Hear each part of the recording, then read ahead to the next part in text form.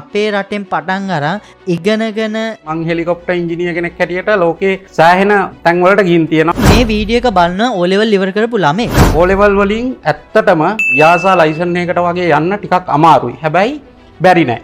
benefits මොනවාද නැත්නම් rewards මොනවාද? තැන කොතනද දාලා නැහැ. හෙලිකොප්ටර් එකක් ලෑන්ඩ් කරන්න පුළුවන්. ඕනම තැනක යාට වැඩ කරන්න පුළුවන්. ඒ ගොඩක් තියෙන්නේ ෆිසික්ස්, ඩිජිටල් ඉලෙක්ට්‍රොනික්ස්, මැත්ස්. තමුන් කැමති නම් මෙකනිකල් ඉංජිනේර කෙනෙක් හැටියට වැඩ කරන්න ඔයාට පුළුවන් B1 ඉංජිනේර කෙනෙක් වෙන්න. අභියෝග මොනවාද? ඒකම මේ දෝෂයන් නෙවෙයි හෙලිකොප්ටර්ස් ගත්තාම විවිධ දෝෂයන් තියෙනවා. මේ වගේ දෝෂයක් හඳුනාගෙන ඒක නැවත සකස් කළා ඒ එයාක්‍රාෆ්ට් එක ආයි නැවත ගුවන්ගත වෙනකොට ඒක ඉතින් හරි පුදුම සතුටක්. අලුත් ඉංජිනේරුවා අතින් මිස්ටේක් වුණොත් ඒවියේෂන් වල මිස්ටේක් වෙන්න බෑ.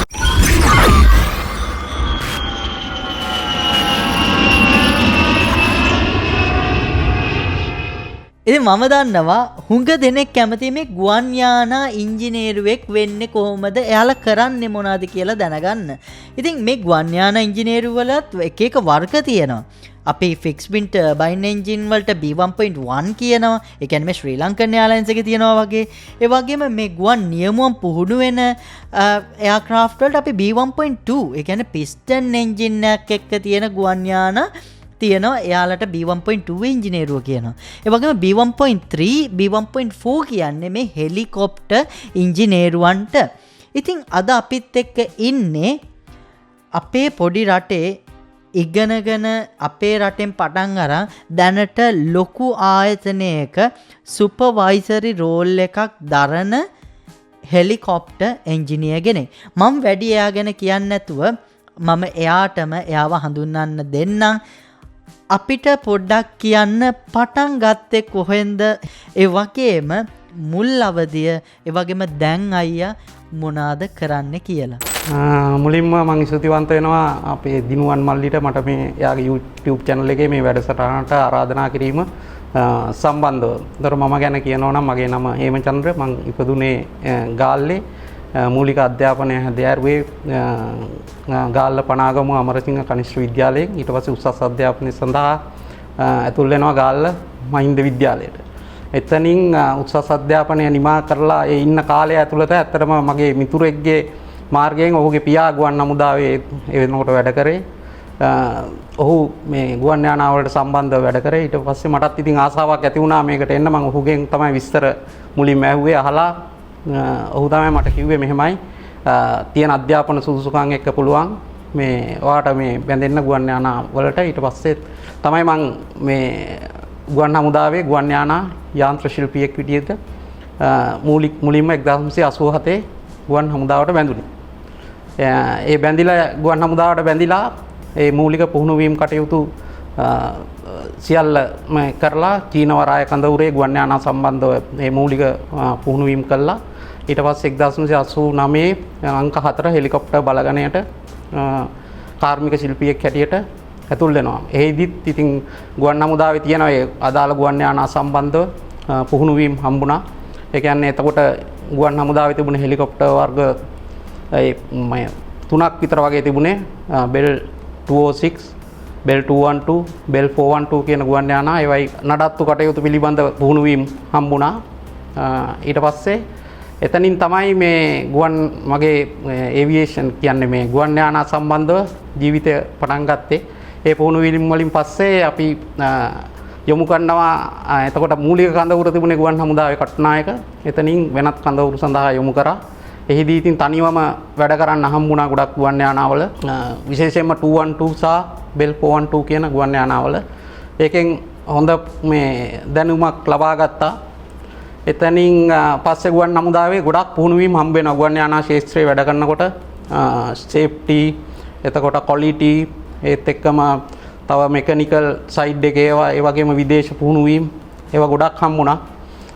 එතකොට ඒවත් එක්කම ගුවන් හමුදාවෙත් අවුරුදු 22ක කාලයක් වැඩ කරන්න හම්බුණා. ඒ අතරතුර උපදේශකවරයෙක් හැටියට වැඩ කරා ගුවන් යානා යාන්ත්‍ර ශිල්පිය පිළිබඳව. එතකොට අලුතෙන්ම ගුවන් හමුදාවට බැඳෙන අයගේ පුහුණුවීම් කටයුතු කරලා තියෙනවා. ඒත් එක්කම ඇඩ්වාන්ස් කෝස් කරලා තියෙනවා. ඒත් එක්කම ඉන්ජිනියර්ස්ලාගේ පයිලට්ලාගේ ට්‍රේනින් කරලා තියෙනවා. එහෙම අවුරුදු 22ක කාලයක් ගුවන් හමුදාවේ සේවය කළා. 2009 දී කටාර් රාජ්‍යයේ තියෙන ගුවන් යානා ඒ කියන්නේ හෙලිකොප්ටර් අංක 1 හෙලිකොප්ටර් ආයතනයකට සම්බන්ධ වෙනවා. එතනින් තමයි මේ මං සිවිල් මේ ගුවන් යානා සම්බන්ධව පිවිසෙන්නේ.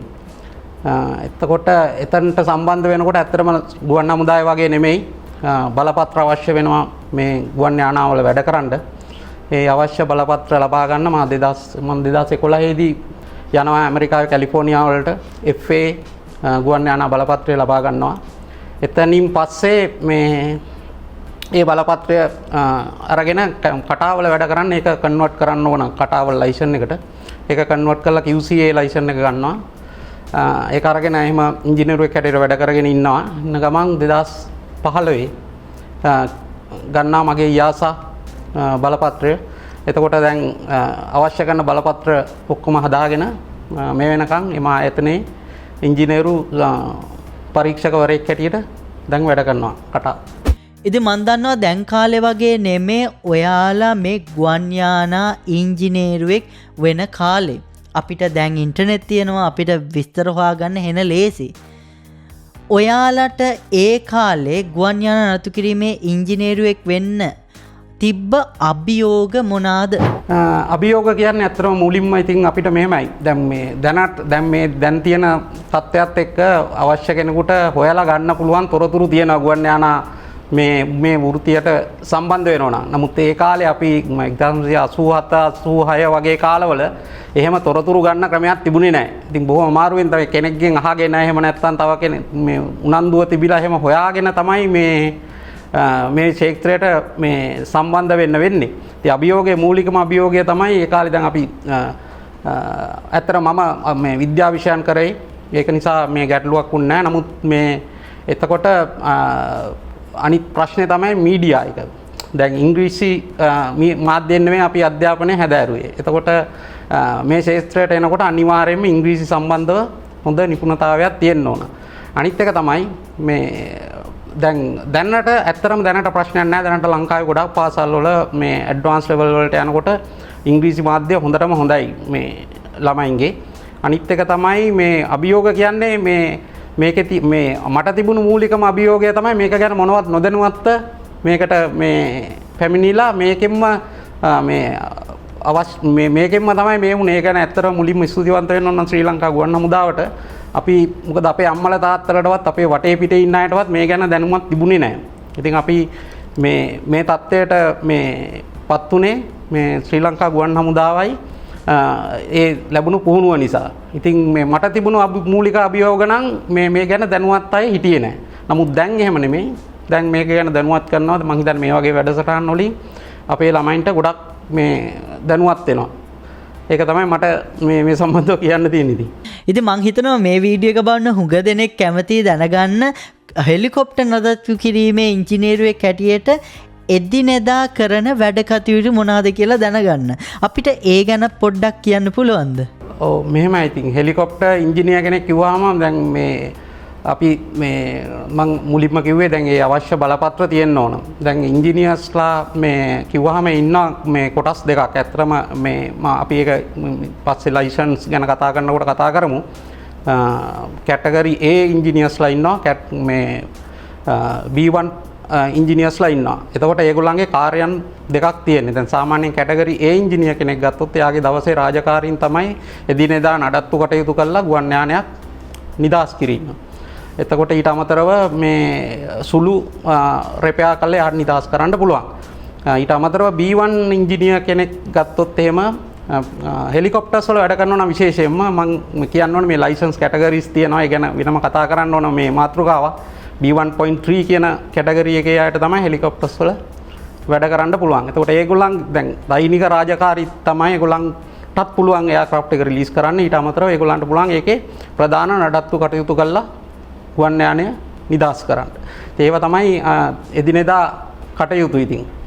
අපි හිතමු මේ වීඩියෝ එක බලන O level ඉවර කරපු ළමෙක් මේ වීඩියෝ එකත් එක්කම ලොකු ආසාවක් ඇති වෙනවා මම එයාක්‍රාෆ්ට් ඉංජිනේරින් වල හෙලිකොප්ටර් පැත්තට යනවා කියලා. මේ වීඩියෝ එකෙන් පස්සේ මේ ළමයා ගන්න ඕන පළවෙනි ස්ටෙප්ස් ටික මොනවාද මේ හීනේ සැබෑ කරගන්න? ඕලෙවල් මෙහෙමයි මම ඒකයි කිව්වේ දැන් තියෙන මේවක හොඳ මේවකක් තියෙන ඕලෙවල් ඉවර වෙච්ච ගමන් කෙනෙකුට පුළුවන් ගුවන් යානා හෙලිකොප්ටර් ඉංජිනේර කෙනෙක් හැටියට ඇත්තටම මෙහෙමයි මුලින්ම හිතන්න ඕන හෙලිකොප්ටර් ඉංජිනේර කෙනෙක් නෙමෙයි එයාක්‍රාෆ්ට් ඉංජිනේර කෙනෙක් වෙනවා කියලා. එතකොට මේ හෙලිකොප්ටර් කියන්නේ වෙනම මේවකක් එයාක්‍රාෆ්ට් ඉංජිනේර කෙනෙකුට ඉතාම පහසුවෙන් පුළුවන් හෙලිකොප්ටර් ඉංජිනේර කෙනෙක් වෙන්න. එතකොට O level කියන්නේ අපි දන්නවා මම දන්නවා මේ O level වලින් ඇත්තටම දැන් තියෙන ලයිසන් කියන්නේ යාසා ලයිසන් එකකට වගේ යන්න ටිකක් අමාරුයි. හැබැයි බැරි නෑ. හේතුව තමයි දැන් එයාට ෆවුන්ඩේෂන් වගේ මේ ඒවියේෂන් මේ ඩිප්ලෝමා එකක් වගේ කළා එයාට යම්කිසි ආයතනයකට වැඩට ගිහින් ඒ ඩිප්ලෝමා එක මාර්ගයෙන් ටෙක්නීෂියන් කෙනෙක් හැටියට වැඩ කළා යම්කිසි සුපර්වයිසර් කෙනෙක් යටතේ එහෙම ඒ එක්ස්පීරියන්ස් එකත් එක්ක එයාගේ නොලෙජ් එක දියුණු කරගෙන මේ ලයිසන්ස් එකකට යන්න පුළුවන්. හැබැයි හොඳම දේ තමයි මට දෙන්න තියෙන එක මේවක O level කරන ගමන් ඒ වගේ ඩිප්ලෝමා එකක් කරාට ගමන් නැහැ. හැබැයි ඇඩ්වාන්ස් ලෙවල් සයන්ස් සබ්ජෙක්ට්ස් කරලා යනවා නම් බොහොම පහසුයි ඉංජිනේර කෙනෙක් වෙන්න. මේ ටෙක්නීෂියන් කෙනෙක් වෙන්න පුළුවන්. හැබැයි ඉංජිනේර කෙනෙක් වෙනකොට ඊට වැඩිය දේවල් ටිකක් කරන්න තියෙනවා. ඒ කියන්නේ එක්සෑම්ස් ටිකක් තියෙනවා. මම පස්සේ අවශ්‍ය නම් ඒ ටික කතා කරමු අපි. ෆික්ස්විං එන්ජිනියර් කෙනෙක් හැටියට මම දන්නවා හෙලිකොප්ටර් පැත්තට මහා ලොකු වෙනසක් නෑ කැරියර් ප්‍රොග්‍රෙෂන් අතින්. මම ඒ වගේ දේවල් ගැන හුඟක් මේ channel එකේ කතා කරනවා. ඒත් මට ඔයාගෙන්ම දැනගන්න ඕනේ හෙලිකොප්ටර් ගත්තාම මොනවාද තියෙන එක් කැරියර් පාත්වේස්? මෙහෙමයි මම අර මේ කියන්නේ හෙලිකොප්ටර් කියලා වෙනම මේ මොකක් නෑ. මූලිකවම ඇත්තටම එයාක්‍රාෆ්ට් ඉංජිනේර කෙනෙක් හැටියට මේ තමයි මේක පටන් ගන්න ඕන. එතකොට ඒකේ තියෙන ලයිසන් කැටගරි එකක් තමයි B1.3 කියන්නේ. එතකොට හෙලිකොප්ටර්ස් වල වැඩ කරන්න එක මොඩියුල් එකක් වැඩිපුර කරන්න වෙනවා. ඒ කියන්නේ දැන් අපි උදාහරණයකට හෙලිකොප්ටර් ඉංජිනේර කෙනෙක් හැටියට වැඩ කරන්න මේ දැනට තියෙන මේ ක්‍රමය අනුව කලින් අපි ඉන්න කාලේම තිබුණේ නැහැ. නමුත් දැනට තියෙන ක්‍රමය අනුව මේ යාසා මේ මොඩියුල්ස් වලට අනුව ෆික්සින් වලට කරන මොඩියුල් ටික මේ කරන්න ඕන. ඊට අමතරව ෆික්සින් වලට ප්‍රොපෙලර් එක නැතුව හෙලිකොප්ටර් තියරි කියලා වෙනම එකක් තියෙනවා. ඒක කරාම පුළුවන් B1.3 කියන මේ ඒ කැටගරි එකට යන්න. එතකොට තමයි හෙලිකොප්ටර්ස් වල මේ හෙලිකොප්ටර් ඉංජිනේර කෙනෙක් හැටියට වැඩ කරන්න පුළුවන්. අනිත් මූලික දේවල් ටික ඔක්කොම එකයි. සම්පූර්ණයෙන්ම එකයි.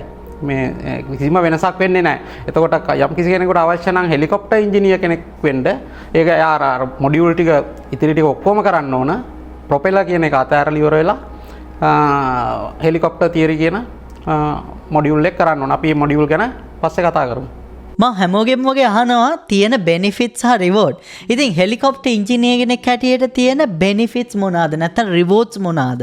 ඇත්තටම හෙලිකොප්ටර් ඉංජිනේර කෙනෙක් වුණාම දැන් අපි මම මූලික සරලවම කියන්නම්. දැන් ෆික්සින් ඉංජිනේර කෙනෙක් වුණොත් එහෙම යාට අනිවාර්යයෙන්ම වැඩ කරන්න වෙන්නේ එයාපෝට් එක. කොහේ හරි එයාපෝට් එක තැනක දැන් අපි හිතමු උදාහරණයක් හැටියට ලංකාවේ කටුනායක හරි මත්තල හරි තමයි යාට වැඩ කරන්න වෙන්නේ. එතනින් එහාට යා පිට රටකට යනවා නම් ඒ රටේ තියෙන ඉන්ටර්නැෂනල් එයාපෝට් එක තමයි කොහේ හරි වැඩ කරන ඉන්ටර්නැෂනල් නොවන මොන හරි ගුවන් තොටුපළක. හැබැයි හෙලිකොප්ටර් ඉංජිනේර කෙනෙක් උනෝතින් එයාගේ මේකට ලිමිට්ස් නැහැ. ඒ කියන්නේ තැන කොතනද දාලා නැහැ. හෙලිකොප්ටර් එකක් ලෑන්ඩ් කරන්න පුළුවන් ඕනම තැනක යාට වැඩ කරන්න පුළුවන්. එතකොට දැන් මං හෙලිකොප්ටර් ඉංජිනේර කෙනෙක් හැටියට ලෝකේ සෑහෙන මේ තැන් වලට ගිහින් තියෙනවා. ඒ කියන්නේ මේ ඒක රට ඇතුළෙත් මේ විවිධ තැන් වලට ගිහින් තියෙනවා ඉංජිනේර කෙනෙක් හැටියට. එතකොට ඒ මේ සතුට තියෙනවා. ඒ කියන්නේ මේවක ගන්න බෑ වෙන කියලා සාමාන්‍ය ෆික්සින් ඉංජිනේර කෙනෙක් එයා වැඩ කරන්නේ යම් කිසි ලිමිටඩ් තැනකනේ. දැන් මේ හෙලිකොප්ටර් ඉංජිනේර කෙනෙක් වුණාම යාට ලෝකේ මේ කියන්නේ වැඩ කරන්න තැනක් නැහැ. එයාට මේ ගොඩක් තැන්වල මේ වැඩ කරන්න පුළුවන්. ඒ කියන්නේ හෙලිකොප්ටර් එකක් ලෑන්ඩ් කරන්න පුළුවන් ඕනම තැනක එයා ඉන්නවා. ඒ කියන්නේ එයාට වැඩ කරන්න වෙනවා. ඉතින් ඒකේ ඒ මේවක ගන්න පුළුවන්. ඉතින් ඒක තමයි තියෙන්නේ මේ මූලිකම දේ ඉතින් ඔකේ. හෙලිකොප්ටර් ඉංජිනේර කෙනෙක් හැටියට මේ රස්සාවට ආදරයක් හෝ සතුටක් දැනෙච්ච අවස්ථාවක් තියෙනවද?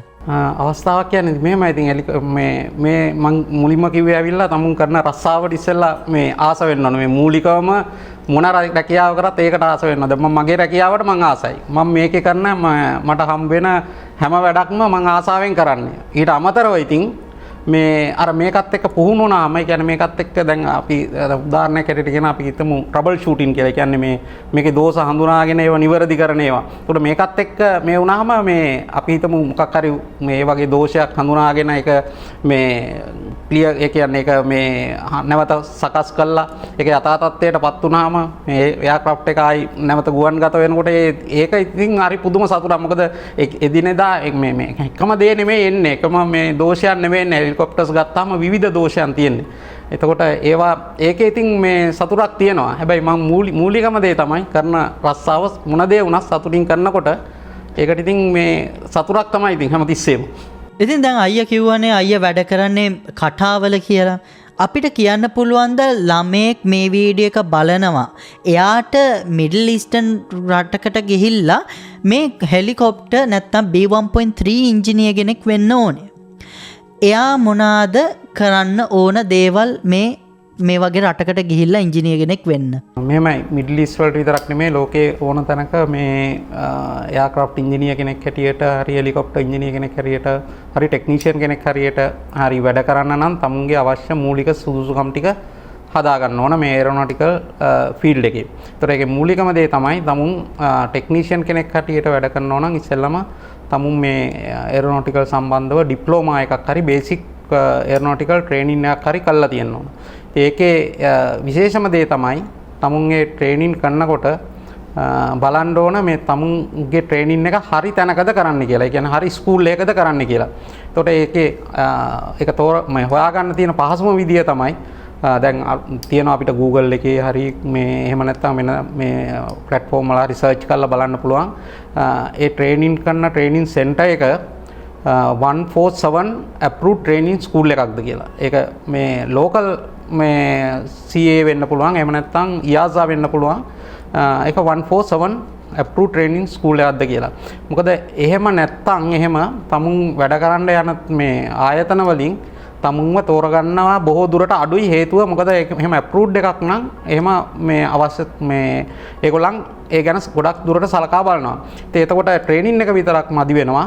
ඒත් එක්කම ඔයාලට තියෙන්න ඕන on the job training certificate එකකුත්. ඒතකොට on the job training certificate එකක් ගන්න කොටත් ඒකත් බලන්න ඕන තමුන් කොහෙන්ද මේ certificate එක ගන්න කියලා. ඒතකොට මේ වගේ on the job training certificate එකක් ගන්න හොඳම තමයි කියන්නේ local CA එකේ හරි YASA හරි 145 approved maintenance organisation එකකින්.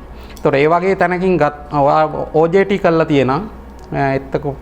ඒත් එක්කම ආගේ ට්‍රේනින් එක 147 approved training school එක නම් vacancies තියෙනවා. ඒවා හොයාගන්න පුළුවන්. දැන් තියෙන අලුත් platforms වල LinkedIn එතකොට ඒ වගේම අපි Facebook වල වගේ ගොඩක් ඒවා දානවා. ඒත් එක්කම තමුන්ගේ යාළුවන්ගේ මාර්ගයෙන් එහෙම විශේෂයෙන් හොයාගන්න පුළුවන්. හැබැයි මූලික දේ තමයි තමුන් හරි විදියට ට්‍රේනින් ටිකයි තමුන්ගේ මේ එක්ස්පීරියන්ස් ඒ කියන්නේ on the job training ටිකයි කරගෙන තියෙන්න ඕනේ. මේක බලන ළමෙක් හෙලිකොප්ටර් ඉංජිනේර කෙනෙක් වෙන්න ආසාවෙන් ඉන්නවා නම් සීනියර් හෙලිකොප්ටර් ඉංජිනේර කෙනෙක් හැටියට ඔයාට දෙන්න පුළුවන් අවවාද මොනවද? මූලිකවම ඇත්තටම අලුතෙන් මේ ඒරොනොටිකල් වලට ඒ කියන්නේ එයාක්‍රාෆ්ට් ඉංජිනියරින් වලට සම්බන්ධ වෙන කෙනෙක් තමුන්ගේ මූලික අධ්‍යාපන සුසුකම් ටික හදා ගන්න ඕන. ඒක තමයි ඇත්තටම අපි O level පාස් වෙන්න ඕන. ඒත් එක්කම A level. සාමාන්‍යයෙන් මේ විෂය O level පාස් වෙලත් කරන්න පුළුවන්. හැබැයි මට දෙන්න තියෙන ඇඩ්වයිස් එක තමයි මේක ඇඩ්වාන්ස් ලෙවල් කළා ඉවර වෙලා මේකට සම්බන්ධ වෙනවා නම් පහසු වෙනවා මේක මේ කරගෙන යන්න. මොකද මේකේ ගොඩාක් දුරට මේ මොඩියුල්ස් කරන්න ගියාම ඒ කියන්නේ එන්ජිනියර් කෙනෙක් හැටියට මේ මොඩියුල්ස් කරන්න ගියාම මේකේ ගොඩක් තියෙන්නේ ෆිසික්ස් එතකොට ඩිජිටල් ඉලෙක්ට්‍රොනික්ස් මැත්ස් ඒ වගේ ඒවා තියෙන්නේ. එතකොට ඒ වගේ ඒවායිදී බොහොම පහසු වෙනවා. එතකොට ඇඩ්වාන්ස් ලෙවල් මැත්ස් හරි බයෝ සයන්ස් හරි කරලා තිබුණා නම් ඉතින් එහෙම නොවුණා කියලා ප්‍රශ්නයක් නැහැ. හැබැයි යන කාලය පොඩ්ඩක් වැඩි වෙයි. ඉතින් මට කියන්න තියෙන මුලින්ම තමුන් හදාරන්න ඕන ඩිප්ලෝමා ඒරොනොටිකල් ඩිප්ලෝමා එකක් හරි එහෙම නැත්නම් මේන්ටනන්ස් කෝස් එකක්. ඊට පස්සේ ඒකට අවශ්‍ය කරන මේ ඒ කියන්නේ මේකේ කැටගරි තියෙනවා. දැන් ඔයාට එයාක්‍රාෆ්ට් ඉංජිනේර කෙනෙක් වුණාම ඒකේ මෙකැනිකල් කරන්න පුළුවන්. එතකොට ඒක අපි කියනවා B1 කියලා. එතකොට ඊට පස්සේ කරන්න පුළුවන් B2. ඒක කියන්නේ avionics. avionics කියන්නේ ඒකට subjects වලට අයිති වෙන්නේ ඇවිල්ලා aircraft එකේ තියෙන instruments, radio, radar ඒ වගේ ඒවා ඔක්කොම ටික අයිති වෙන්නේ ඒකට. එතකොට මේකේ දෙපැත්තක් තියෙනවා. තමුන් කැමති නම් mechanical engineer කෙනෙක් හැටියට වැඩ කරන්න ඔයාලට B1 කියන license category එකේ තියෙන subjects ටික කළා ඔයාලට පුළුවන් B1 engineer කෙනෙක් වෙන්න. එහෙම නැත්නම් කවුරු හරි ආස නම් avionics පැත්තට යන්න. ඒ කියන්නේ B2 පැත්තට යන්න. එයාට පුළුවන් ඒ B2 ඒ කියන්නේ subjects ටික ඔක්කොම එකයි, subjects එකක් දෙකක් විතරයි වෙනස් වෙන්නේ. B2 කරනකොට. එතකොට ඒකට යන්න පුළුවන්. එතකොට යම් කිසි කෙනෙක් කැමති නම් මම කලින් කිව්වා වගේ aircraft fixing කරන්න නැතුව rotary වලට යන්න. එයාට පුළුවන් B1.3 කියන කැටගරි එකේ තියෙන එක තව එක සබ්ජෙක්ට් එකක් වැඩි වෙනවා. ඒක කළා එයාට එතනට යන්න පුළුවන්. ඉතින් මට දෙන්න තියෙන උපදේශය තමයි මූලික තමුන්ගේ අධ්‍යාපන සුසුකම් ටික හදාගන්න. මේක ගැන හරි අවබෝධයක් ගන්න ඕන. ඒකට තමුන් ට්‍රේනින් කරන්න ඕන කොහෙද මොනවද කරන්න ඕන මොනවද ලයිසන්ස් වලට කරන්න ඕන ඒ ටික ගැන මූලික අවබෝධයක් ගන්න ඕන. ඉතින් ඒක දැන් බොහොම පහසුවෙන් ගන්න පුළුවන්. දැන් අන්තර්ජාලයේ වාට මේ ගියා නම් B1 වලට මොනවද අයිති වෙන යාස සබ්ජෙක්ට්ස් ටික සර්ච් කරා නම් ඒ ටික එනවා. එතකොට B2 වලට ගියා නම් ඒ ටික එනවා. එතකොට ස්කූල් එකක් හොයාගන්න කොහොමද කියලා සර්ච් කරා නම් එනවා. ඉතින් දැන් හරි පහසුයි මේක කරගන්න. මේ ගයිඩ් ලයින්ස් ටිකක් තමයි අපි මේ කරන්නේ. අපි ගයිඩ් ලයින්ස් දෙන එක තමයි. හරි පහසුවෙන් කරගන්න පුළුවන් අන්තර්ජාලයත් එක්ක සම්බන්ධ වුණා. මට මුලදී දීපු උත්තරයක ඇහුණා mister Hema FAA certified engineer කෙනෙක් කියලා. අපිට කියන්න පුළුවන්ද FAA certification එක නැත්නම් license එක ගත්තු process එක ගැන පොඩ්ඩක්? මෙහෙමයි. ඇත්තටම මුලින්ම FAA එක තමයි ගත්තේ. මොකද ඒ දවස්වල වෙනකොට 2011 වෙනකොට මේ කටාවල FAA certificate එක convert කරනවා QCA certificate එකට. එතකොට මට QCA exam එකට තියෙන ඒ මොඩියුල් ටික ලියනවට වැඩිය ලේසි වුණා. මම පහසුවෙන් හදාarලා තිබුණා ගුවන් හමුදාවෙත් FA ඒ වෙනකොට මේ අපන් මේ හදාarලා තිබුණා. ඒ කියන්නේ එම කෝස් එකක් අපිට හම්බ වෙනවා. එතකොට ඒ සබ්ජෙක්ට්ස් ටික මම කරලා තිබුණ නිසා මම තීරණය කරා මේ FA certificate එකට යනවා කියලා. ඉතින් ඒකේ මූලික ස්ටෙප්ස් ටික තමයි ඒකේ මොඩියුල් ඒ කියන්නේ මොඩියුල් නෙමෙයි ඒකේ තියෙන මේ සබ්ජෙක්ට්ස් උනත් තියෙන ජෙනරල් එයාෆ්‍රේම් පවර් ප්ලාන්ට් කියලා. ඉතින් ඒකට අදාළ කරන මේ මූලික මේ අභ්‍යාස ටික කරන්න ඕන පොත් ටික ගෙන්නගෙන මම ඒක ට්‍රේනින් කරලා ඉවර වෙලා ඊට පස්සේ අනිවාර්යයෙන්ම මේ ඇත්තටම FA ලයිසන් එකක් ඉෂුව කරන්නේ මේ USA වලින් විතරයි. ඒතර අනිවාර්යයෙන්ම යන්න වෙනවා USA වලට. අනිත් එක තමයි ඒගොල්ලන්ට මේ ප්‍රූෆ් කරලා පෙන්නන්න ඕන මම ඒවියේෂන් වල ඉන්නවා. ඒත් එක්කම FA එයාක්‍රාෆ්ට් එක හරි FA රිපෙයාර් ස්ටේෂන් එක හරි වැඩ ගන්නවා කියන එක. එහෙම නැත්නම් තව ක්‍රමයක් තියෙනවා FA ලයිසන් හෝල්ඩර් කෙනෙක් යටතේ වැඩ ගන්නවා කියලා මේ එකක් ගන්න ඕන. එතකොට මම වැඩ කරපු කම්පැනි ඇත්තටම FA රිපෙයාර් ස්ටේෂන් එකක්. ඒගොල්ලන් FA රෙජිස්ටර්ඩ්. ඒක නිසා මට ඒක පහසු වුණා. මම ඒ නිසා ඒ වෙලාවේ ගිහින් FA සර්ටිෆිකේට් එක ගත්තා. ANP සර්ටිෆිකේට් එක. ඉතින් ඒකේ තියෙන තව වාසියක් තමයි FA ANP සර්ටිෆිකේට් එක එක්ස්පයර් වෙන්නේ නැහැ. ඒ කියන්නේ ඒක තමුන් ජීවිත කාලයටම තියෙනවා. දැන් යාසා ලයිසන් එකක් ගත්තොත් අවුරුදු 5න් ඒක එක්ස්පයර් වෙනවා. තම ආයි මේ ප්‍රූෆ් කරලා පෙන්නන්න ඕන මම කරන්ට් වැඩ කරනවා කියලා. අනිත් ප්‍රශ්නේ තමයි FA ලයිසන් එකක් තියෙනම් ඔයාට B1 B2 කියන දෙකේම වැඩ කරන්න පුළුවන්. ඉතින් ඒකේ වැලිඩිටි එකක් තියෙනවා. හැබැයි භාවිතා වෙන රටවල් ගන්න අඩුයි. මේ ඇමරිකාව සහ තව රටවල් කීපයක විතරයි FA සර්ටිෆිකේට් එක වැලිඩ්. ඒත් එක්කම FA සර්ටිෆිකේට් එක කියන්නේ අදාළ වෙන්නේ නැහැ. ඒක තමුන් සමහර කම්පැනිස් තියෙනවා මේ එන්ජිනියර්ස්ලා හයර් කරනවා. මොකක් හරි මේ කියන්නේ මොනවා හරි මේ සර්ටිෆිකේට් එකක් තියෙනවා. ඒ කියන්නේ ඒ අවස්ථාවෙන් ප්‍රයෝජන ගන්න පුළුවන්. ඉතින් FA එක නරක නෑ, හොඳයි. ඒ වගේ එකට යන්න පුළුවන්. ඔයාගේ මේ කැරියර් එකේ ඔයාට වෙච්ච අමතක නොවන සිදුවීමක් ගැන අපිට කතා කරන්න පුළුවන්ද? අමතක නොවන සිදුවීම් මම ගොඩක් තියෙන ගුවන් හමුදා ජීවිතය තුළ තමයි හෙලිකොප්ටර්ස් වල. ඒ කියන්නේ අපි වැඩ කරේම දැන් ගුවන් හමුදාවට බැඳිලා ගුවන් හමුදාව ඉවත් වෙනකම්ම යුද්ධය පැවති මේ කාල සීමාව තුළ තිබුණේ. ඉතින් ගොඩක් වෙලාවට මේ ගුවන් හමුදාවේ ඉන්නකොට මේ අපි මේ තනියම තමයි වැඩ කරන්න හම්බෙන්නේ. ඒ කියන්නේ ඒක ක්‍රූ එකකට ගියාම ඒ ක්‍රූ එකේ එන්ජින් මම නම් කරන්නේ මම විතරයි ඉන්නේ. මම ඔක්කොම කරගන්න වෙනවා. ගුවන් යානත් මේ ඒ කියන්නේ ගුවන් යානය සර්විසබල් කරලා දෙන්න වෙනවා. එතකොට මේ සතුරු කඳවුරු ඒ තියෙන පැතිවල වැඩ කරනකොට ගොඩක් වෙලාවට අපි වැඩ කරන්නේ මේ සතුරු කඳ මේ කියන්නේ ඔය මේවා මේ යුද්ධය මේ පවතින අවස්ථාවන් වලදී. එතකොට ගොඩක් වෙලාවට මේ ඒ වගේ වෙලාවන් වලදී මේ ඒවට මුහුණ දීලා තියෙනවා. ඉතින් ඒ වගේ අවස්ථාවන් තමයි තියෙන්නේ. මේ ගුවන් මේ හෙලිකොප්ටර් ක්ෂේත්‍රයේ වැඩ කරනකොට ගුවන් හමුදාවේ තමයි ගොඩක්ම ඒ වගේ මේ අමතක නොවන සිදුවීම් තියෙන්නේ. ඉතින් මේ එයාක්‍රාෆ්ට් ඉංජිනියරින් කියන්නේ මිස්ටේක් කරන්න පුළුවන් ෆීල්ඩ් එකක් නෙමෙයි. ඉතින් මේ වගේ ෆීල්ඩ් එකකට එන අලුත් ඉංජිනේරුවා අතින් මිස්ටේක් වුණොත් වෙන්න ප්‍රවණතාවයක් තියෙනවා නම් ඒවා අපි අවොයිඩ් කරගන්නේ කොහොමද? අපි ඒ ගැන පොඩ්ඩක් කතා කරමු. නෑ මෙහෙමයි. දැන් ඔය ඒවියේෂන් වලට සම්බන්ධ වෙච්ච අය ගොඩක් දන්නවා. එහෙම අලුතෙන් ආපු අයව මේ එකපාරම ඇත්තරම මේ කොච්චර ඒ කියන්නේ අපි කොච්චර එක්ස්පීරියන්ස් තියෙන කෙනෙක් වුණත් වෙන ආයතනයකට ගියාම එහෙම එකපාරම මේ රැකියාවට යොදවන්න ඒගොල්ලන්ට තියෙන ඔරියන්ටේෂන් ට්‍රේනින් ඊට අමතරව human factors general safety awareness test training එහෙම කියලා ඒ අවශ්‍ය ට්‍රේනින් ටික ඔක්කොම දෙනවා. එතකොට මේ ඇත්තටම මේ ඒවියේෂන් වල මිස්ටේක් වෙන්න බෑ. මේ ඒ මිස්ටේක් වෙනවට ඒවට එක එක මේ ෆිල්ටර්ස් තියෙනවා. ඒ කියන්නේ බැරියර්ස් දාලා තියෙන්නේ. ඒක වළක්වා ගන්න. ඉතින් මං ජූනියර්ස්ලාවත් කවුරු ආවත් ඒගොල්ලන්ට ඒ අවශ්‍ය ට්‍රේනින් ටික දීලා එතනට රැකියාවට යොමු කරාට පස්සේ වෙන මිස්ටේක් අඩුයි. ඉතින් මිස්ටේක් නොවන විදියට ගොඩාක් තියෙනවා. ඉතින් වයිටල් පොයින්ට් ඉන්ස්පෙක්ෂන් ඒ වගේ ඩුප්ලිකේට් ඉන්ස්පෙක්ෂන් ඒ වගේ මේ ඒවා තියෙනවා. ඒ කියන්නේ තව කෙනෙක් කරපු ජොබ් එකක් ඉංජිනියර් බලනවා, ඊට පස්සේ ඉංජිනියර්ට අමතරව තව එක්කෙනෙක් බලනවා, තර්ඩ් පර්සන් කෙනෙක්. ඒ වගේ ඒවා තියෙනවා.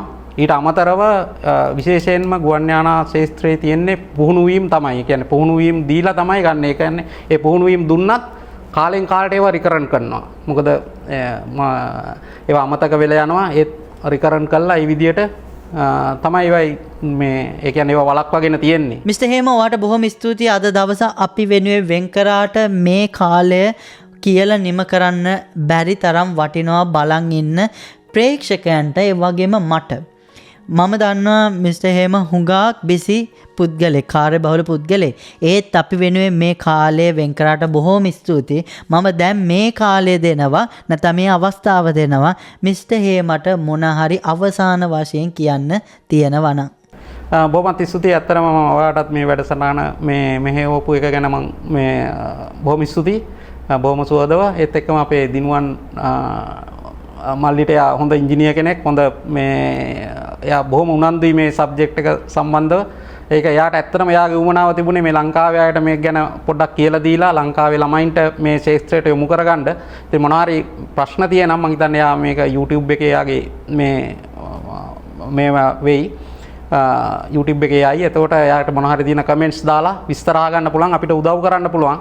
අවශ්‍ය නම් මේ අවශ්‍ය කෙනෙක් ඉන්නවා නම් වැඩිපුර මේකේ තොරතුරු දීලා මම අර කිව්වා වගේ දැන් මේ ශාස්ත්‍රයට සම්බන්ධ වෙන ඕනම කෙනෙකුට අවස්ථාව තියෙනවා. අපිට Google එකේ සර්ච් කරලා අවශ්‍ය බේසික් ටික දන්නෝ නම් තමුන්ට එතනින් එහාට කරගෙන යන්න පුළුවන්. එහෙනම් බොහොමත් ස්තුතියි මේකට සම්බන්ධ කරගත්තට.